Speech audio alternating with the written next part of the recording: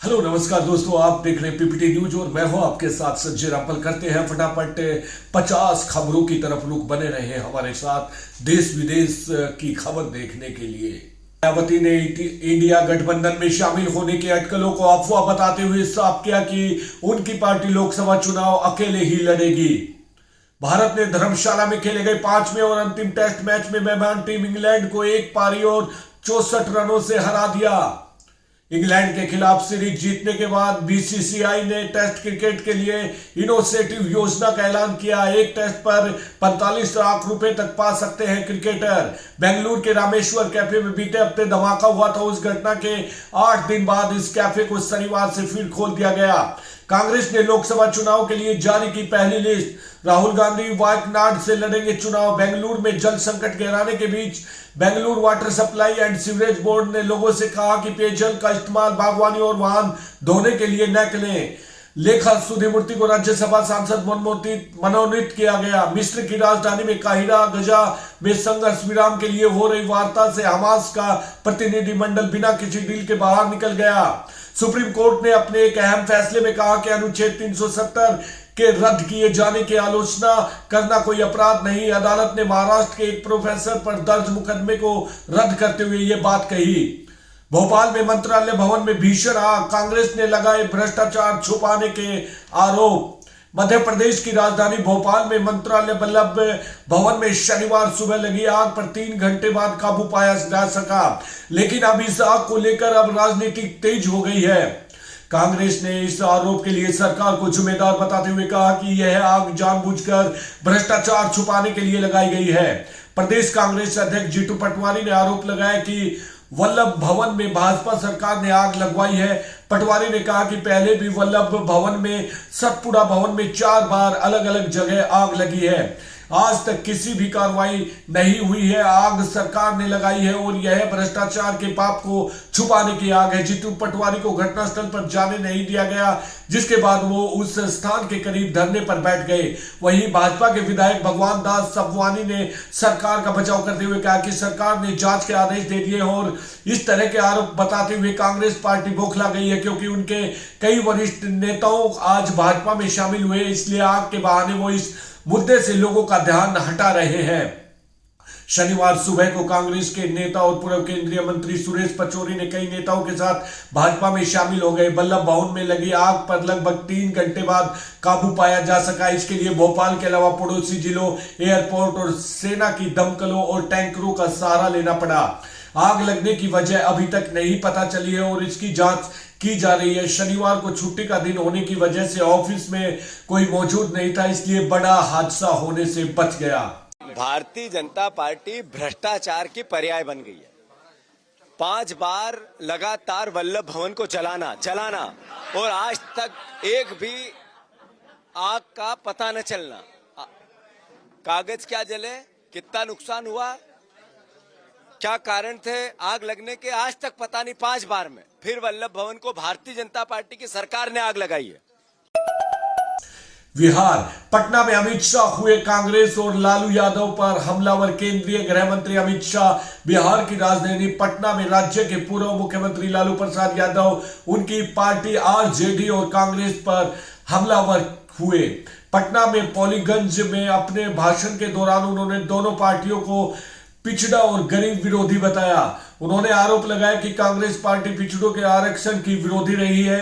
वे बोले कांग्रेस ने सालों तक दादा साहेब कमीशन की रिपोर्ट को दबाया गया। इंदिरा गांधी ने मंडल कमीशन के रिपोर्ट पर दबा कर रखा गया। अमित शाह ने कहा कि राजीव गांधी ने संसद में भाषण देकर ओबीसी आरक्षण का विरोध किया था और लालू जी उसी कांग्रेस की गोद में जाकर बैठ गए। इस दौरान उन्होंने लालू यादव पर पिछड़ों की जमीनें हथियाने का आरोप भी लगाया है। अमित शाह बोले कि आरजेडी और कांग्रेस दोनों घपला घोटाला करने वाली पार्टी बताया। इसके बाद उन्होंने कई चर्चित घोटालों के नाम लिए और बोले आरजेडी ने चारा घोटाला किया, वर्दी घोटाला किया, पाइप घोटाला किया, रेलवे के होटल के आवंटन का घोटाला किया, बालू घोटाला किया और बेनामी संपत्ति बेटे बेटियों के नाम जमा की। कांग्रेस ने भी कोयला घोटाला, कॉमनवेल्थ घोटाला, 2G घोटाला, आगस्टा वेस्ट लैंड घोटाला, लैंड फॉर जॉब घोटाला, बोफार्स घोटाला, शारदा चिटफंड घोटाला करने का काम भी किया है। इसके साथ ही अमित शाह ने कहा कि जमीन माफिया के खिलाफ कड़ी कार्रवाई की जाएगी। जिन लोगों ने गरीबों की जमीनें हड़पी हैं उन्हें जेल भेजा जाएगा। दिल्ली में नमाजियों को लात मारने की घटना पर क्या बोले असदुद्दीन ओवैसी। दिल्ली के इंद्रलोक में शुक्रवार को जुमे की नमाज के दौरान सजदे में बैठे लोगों को लात मारे जाने के बाद उस पुलिस अधिकारी को निलंबित कर दिया गया, लेकिन लोगों का आक्रोश नहीं थम रहा।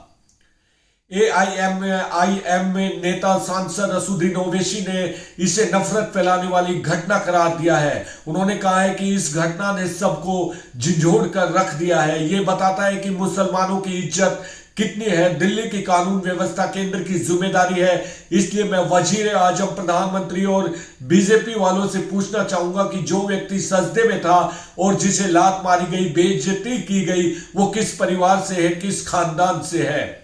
उन्होंने कहा कि आखिर भारत के 17 करोड़ मुसलमानों की बेइज्जती क्यों की जा रही है, जो कि इस देश की आबादी का 14% से अधिक है। उन्होंने उम्मीद जताई है कि यह नफरत का माहौल जरूर खत्म होगा। शुक्रवार को दिल्ली के इंद्रलोक इलाके में सड़क पर नमाज पढ़ते लोगों को लात मारते पुलिस सब इंस्पेक्टर का वीडियो सोशल मीडिया पर वायरल होने के बाद लोगों को गुस्सा भड़क उठा। इस घटना के बाद इलाके में मेट्रो स्टेशन के आसपास लोगों ने इकट्ठा होकर प्रदर्शन भी किया। दिल्ली पुलिस ने इस घटना के जिम्मेदार सब इंस्पेक्टर मनोज तोमर को तुरंत प्रभाव से निलंबित कर दिया है। कांग्रेस से राज्यसभा सांसद इमरान प्रताप गढ़ी ने एक्स पर लिखा है, नमाज पढ़ते हुए व्यक्ति को लात मारता हुआ ये दिल्ली का जवान शायद इंसानियत की बुनियादी उसूल नहीं समझता। ये कौन सी नफरत है जो इस जवान के दिल में भरी है। दिल्ली पुलिस से अनुरोध है कि इस जवान के खिलाफ उचित धाराओं में मुकदमा दर्ज करिए और उसकी सेवा समाप्त की जाए। एक ऐसा वाकया है जो सबको झंझोड़ के रख दिया और इससे ये बताता है कि मुसलमानों की डिग्निटी, मुसलमानों की इज़्ज़त कितनी है। और मैं वज़ीर आज़म से पूछना चाहूँगा, हमारे मुल्क के वज़ीर आज़म से, क्योंकि दिल्ली में जो लॉ एंड ऑर्डर है वो मरकज़ी हुकूमत के पास, सेंट्रल गवर्नमेंट, यूनियन गवर्नमेंट के पास आती है। मैं पूछना चाहूँगा हमारे वज़ीर आज़म से, बीजेपी के लोगों से, कि बताओ वो जो मुसलमान जिसको आप हालत सजदा में नमाज में था, जिसको लात मारा गया है, जिसकी बेइज्जती की गई है, उसका ताल्लुक़ किस परिवार से है, किस परिवार से है, वो किसके ख़ानदान से है, बताओ। आखिर ये इतनी बेइज्जती क्यों की जा रही है भारत के 17 करोड़ मुसलमानों से, जो इस वतन अज़ीज़ के आबादी का 14% से ज़्यादा हिस्सा है। तो ये तमाम फ़िरक़ा परस्ती और नफ़रत के मज़ाहिरे सारी दुनिया और हम देख रहे हैं, तकलीफ़ होती है, मगर इंशाअल्लाह ताला ये नफ़रत का, ये जुल्म का इंशाअल्लाह ताला ज़रूर अल्लाह अपने फ़ज़ल से और करम से, मुझे यकीन है कि इंशाअल्लाह ये तमाम चीज़ों का ख़ात्मा होगा। महाराष्ट्र में एकनाथ शिंदे और अजीत पवार के साथ सीट साझेदारी पर बोले देवेंद्र फडणवीस। महाराष्ट्र के उप मुख्यमंत्री देवेंद्र फडणवीस ने कहा कि लोकसभा चुनाव 2024 के लिए सीट साझेदारी से जुड़े 80% मुद्दे हल कर लिए गए हैं। शनिवार को उन्होंने कहा कि बाकी बचे 20% मुद्दों को जल्द ही हल कर लिया जाएगा। देखिए, कल जो बैठक हमारी हुई है इसमें बहुत सकारात्मक चर्चा हुई है। ऐसा कह सकता हूँ कि 80% तक सारे मसले हमारे हल हुए हैं। हाँ, 20% अभी बाकी है जिस पर हमारी बातचीत चल रही है, लेकिन मेरा विश्वास है कि वो मसले भी हम हल। राज्य में शिवसेना एकनाथ शिंदे के नेतृत्व वाली सरकार में बीजेपी और एनसीपी के बीच सीट शेयरिंग को लेकर पत्रकारों ने उनसे सवाल पूछा था। फडणवीस ने कहा कि शुक्रवार को सीट शेयरिंग पर सहयोगी दलों से चर्चा बहुत सकारात्मक रही। महाराष्ट्र में शिवसेना, यूबीटी कांग्रेस और एनसीपी शरद पवार के बीच महाआघाड़ी गठबंधन है। 2 दिन पहले शिवसेना नेता संजय राउत ने कहा कि गठबंधन में सीट साझेदारी पर चर्चा पूरी हो गई है और प्रकाश अंबेडकर के वंचित बहुजन आघाड़ी से भी बातचीत अंतिम दौर में है। रेलवे में बम्पर भर्ती, आरआरबी टेक्नीशियन का फॉर्म जारी, यहां करें अप्लाई। रेलवे में टेक्नीशियन की वैकेंसी के लिए ऑनलाइन एप्लीकेशन प्रोसेस शुरू हो गया है। आरआरबी की ऑफिशियल वेबसाइट रेलवे रिक्रूटमेंट 2024 का नोटिफिकेशन और फॉर्म लिंक एक्टिव हो चुका है। खबर में इस 2024 रेलवे भर्ती की डिटेल पढ़कर जल्द अप्लाई करें, योग्यता भी देखें। रेलवे भर्ती बोर्ड ने हजारों पदों पर टेक्नीशियन की वैकेंसी निकाली है। 2024 आरआरबी रिक्रूटमेंट के लिए ऑनलाइन फॉर्म भी जारी हो चुका है। इस चयन प्रक्रिया के लिए जरिए आरआरबी रेलवे में 9000 से ज्यादा पदों पर टेक्नीशियन ग्रेड 1 और 3 की भर्ती करने जा रहा है। इस सरकारी जॉब वैकेंसी का विज्ञापन आरआरबी की ऑफिशियल वेबसाइट पर मौजूद है। इसके अलावा इस खबर में दिए गए लिंक भी आप RRB technician job notification 2024 download कर सकते हैं और अप्लाई कर सकते हैं। RRB technician application form railway recruitment board की railway technician vacancy 2024 online apply करने की प्रक्रिया शनिवार 9 मार्च 2024 से शुरू कर दी गई है। फॉर्म भरने की लास्ट डेट 8 अप्रैल 2024 रात 11 बजे तक है। इसके बाद आपको आरआरबी टेक्नीशियन एप्लीकेशन फॉर्म में गलतियां सुधारने का एक और मौका दिया जाएगा। इसके लिए करेक्शन विंडो 9 अप्रैल से 18 अप्रैल 2024 तक खोली जाएगी। अगर आप आरक्षित वर्ग से आते हैं तो रेलवे भारत सरकार ने आरक्षण के नियम के अनुसार आपको अधिकतम उम्र सीमा में छूट का लाभ मिलेगा। विस्तृत जानकारी आगे दिए गए नोटिफिकेशन में आप देख सकते हैं।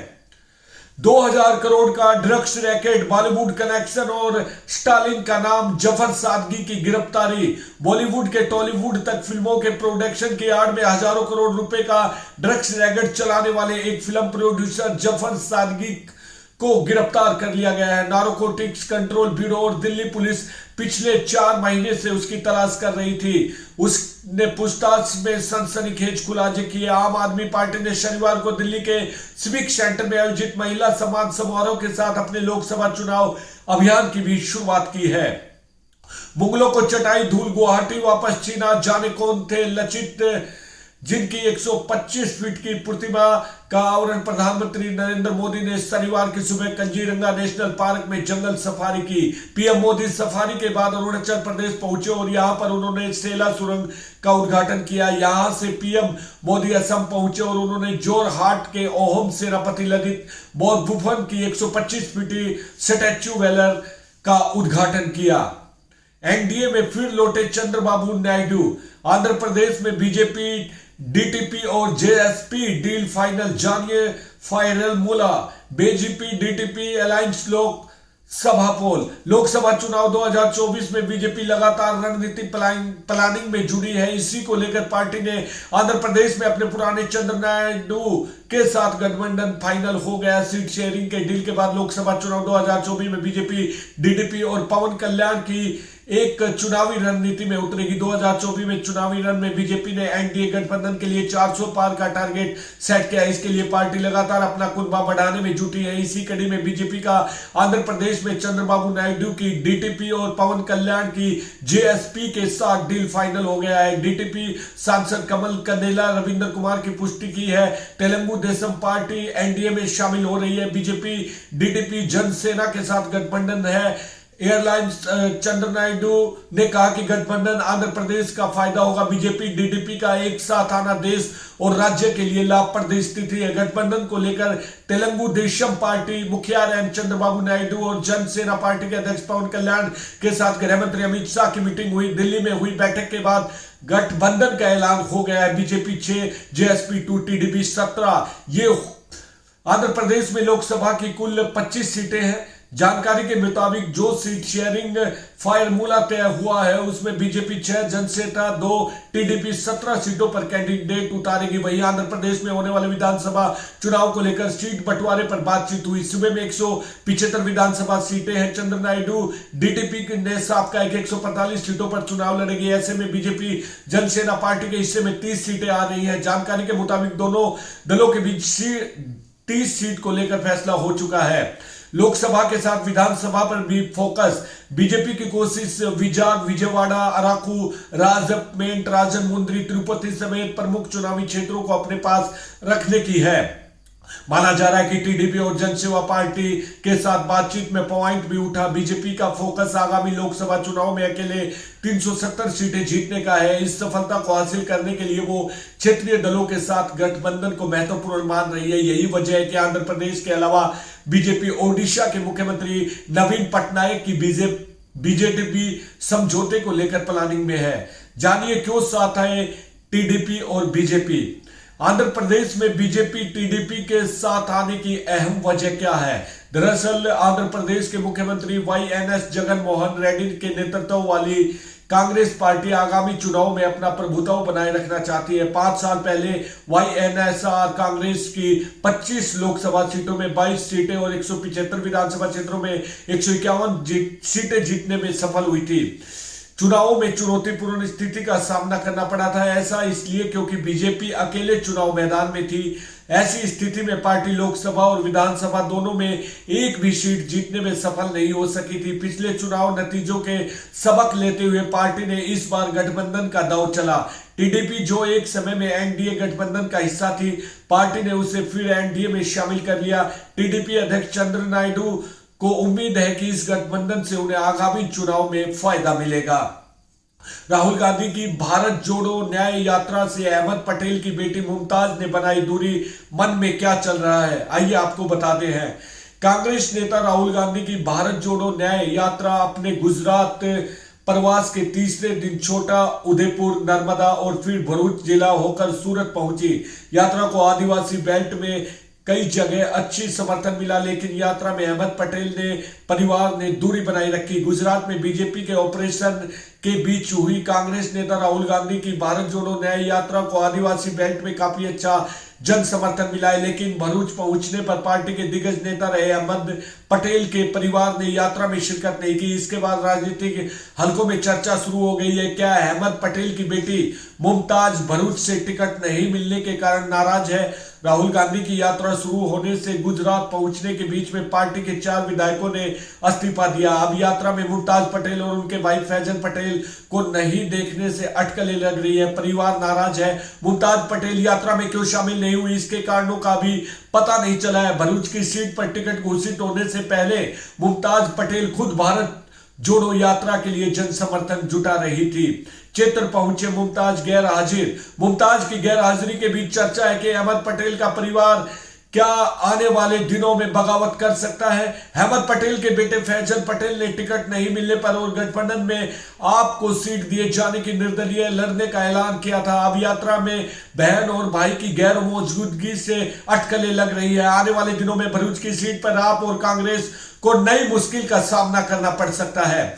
एक तरफ जहां यात्रा में अहमद पटेल का परिवार गैर हाजिर रहा, तो वहीं आम आदमी पार्टी के प्रत्याशी और विधायक चेतर बसावा ने राहुल गांधी का स्वागत किया और वे भरूच में राहुल गांधी के पीछे गाड़ी पर डटे रहे।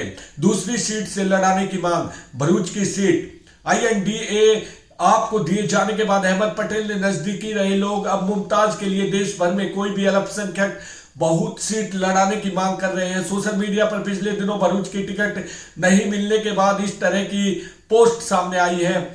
इसमें मांग की है कि अहमद पटेल की बेटी को मौका मिलना चाहिए। टिकट नहीं मिलने पर मुमताज पटेल ने बड़े हित में पार्टी के साथ रहने का ऐलान किया था, लेकिन राहुल गांधी की यात्रा में अहमद पटेल की परिवार की गैर मौजूदगी उन अटकलों को हवा दे दिया कि सब कुछ ठीक नहीं है। अब प्रत्याशी को होगा नुकसान। अगर अहमद पटेल के परिवार से कोई भी निर्दलीय खड़ा होता है तो इसका सीधा नुकसान गठबंधन प्रत्याशी को होगा। हालांकि INDIA के टिकट मिलने पर आप विधायक और भरूच लोकसभा के प्रत्याशी चेतर वसावा ने कहा कि सीट जीतकर अहमद पटेल जी को श्रद्धांजलि देंगे। इस सीट पर बीजेपी लगातार 10 बार जीत हासिल कर चुकी है। पार्टी ने यहां से अपने आदिवासी नेता मनसुख वसुआ को 7वीं बार टिकट दिया। हालांकि भरूच में राहुल गांधी की यात्रा को मिले समर्थन से आप नेता गदगद दिखे। बॉयफ्रेंड से शादी करने दुबई गई थी सोफिया हयात, पर पहुंच गई जेल, सुनाई दिल दहलाने वाली आप बीती। बिग बॉस फेम सोफिया हयात ने दुबई में अपने साथ घटी दिल दहलाने वाली आप बीती कहानी सुनाई। सोफिया दुबई बॉयफ्रेंड के साथ शादी करने गई थी, फिर वहीं उन्हें गिरफ्तार कर जेल भेज दिया गया। सोफिया का आरोप है कि जिस बॉयफ्रेंड से उन्हें शादी करनी थी उन्हीं ने यहां फंसा दिया। बिग बॉस 7 में नजर आई सोफिया हयात के साथ हाल ही में दुबई में एक खौफनाक घटना घटी और उसे जेल भेज दिया गया। सोफिया हयात बॉयफ्रेंड से शादी करने के लिए दुबई गई थी, लेकिन वहां उन्हें जेल हो गई। सोफिया का दावा है कि उन्हें 31 दिसंबर 2023 को एयरपोर्ट पर गिरफ्तार कर लिया गया और जेल में डाल दिया गया। उन्हें जेल में 6 घंटे तक रहना पड़ा और फिर पिंजरे जैसे बॉक्स में दूसरी जगह ले जाया गया। इस दौरान वह बुरी तरह चिल्ला रही थी। सोफिया हयात ने कुछ वीडियो अपने इंस्टाग्राम अकाउंट पर शेयर किए हैं। उनमें वह रोते हुए बता रही है कि दुबई में उनके साथ क्या हुआ, कितनी यातना झेलनी पड़ी। मालूम होगा कि सोफिया हयात एक्टिंग छोड़कर नन और फिर रिचुअल गुरु बन गई थी। सोफिया तो काफी समय से सुर्खियों में नहीं थी, लेकिन अब दुबई का वाकया उन्हें चर्चा में ले आया। मराठा आरक्षण के झूठे वादों पर समुदाय को नहीं करना चाहिए भरोसा, प्रमुख राज ठाकरे के निशाने पर कौन। लोकसभा 2024 मराठा आरक्षण के झूठे वादों पर समुदाय को नहीं करना चाहिए भरोसा, मनसे प्रमुख राज ठाकरे के निशाने पर कौन। आइए आपको बताते हैं। महाराष्ट्र नवनिर्माण सेना मनसे का 18वां स्थापना दिवस नासिक में मनाया गया। इस मौके पर आयोजित एक कार्यक्रम में मनसे प्रमुख राज ठाकरे ने कहा कि इन्होंने आरक्षण कार्यकर्ता मनोज जरागे को बोला था कि मराठा समुदाय के लिए आरक्षण तकनीकी के रूप से संभव नहीं होगा। मराठा समुदाय को झूठे वादों के झांसों में नहीं आना चाहिए। सुजीत उपाध्याय।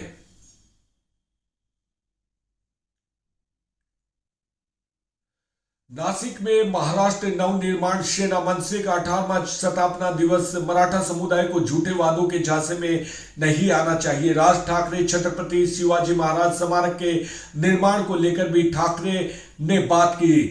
जी हां,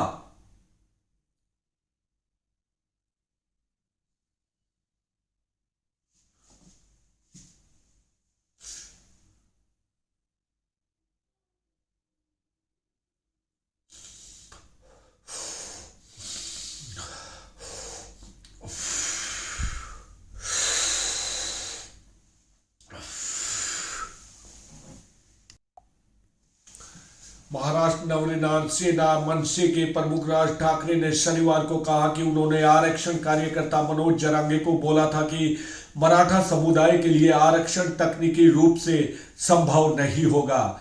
मराठा समुदाय को झूठे वादों को झांसे में नहीं आना चाहिए।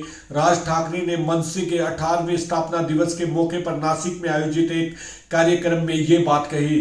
ठाकरे ने आगे कहा कि अगर एक समुदाय को सरकारी नौकरियों और शिक्षा में आरक्षण मिलता है तो सभी समुदाय भी ऐसी ही मांग करेंगे। देखिए, कल जो बैठक हमारी हुई है इसमें बहुत सकारात्मक चर्चा हुई है।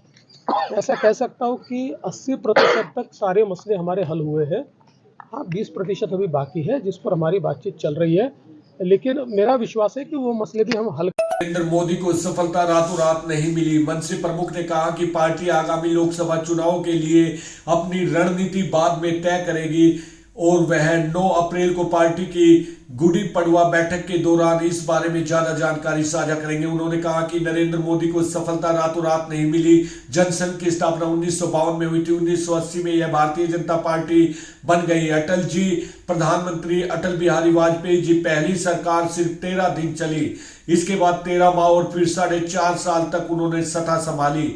बाद में कांग्रेस ने 10 साल तक शासन किया और अब भाजपा 10 साल में सत्ता में है। छत्रपति शिवाजी महाराज स्मारक के निर्माण को लेकर भी ठाकरे ने कहा कि साफ ईमानदार रुख हमें सफलता अवश्य मिलेगी, लेकिन धैर्य रखना होगा। ठाकरे ने अरब सागर में छत्रपति शिवाजी महाराज स्मारक के निर्माण को लेकर भी बात की। उन्होंने संरचनाओं के जीर्णोद्धार का आह्वान करते हुए कहा कि यह मुद्दा कांग्रेस के समय से ही लंबित है। भूमि पूजन के लिए प्रधानमंत्री मोदी भी आए, लेकिन परियोजनाएं पर काम पूरा नहीं हो सका। उस समय भी मैंने कहा था कि यह असंभव है क्योंकि समुद्र में एक मूर्ति स्थापित करने में 25 से 30 हजार करोड़ रुपए की लागत आएगी। शिवाजी महाराज के असली स्मारक उनके बनाए किले हैं।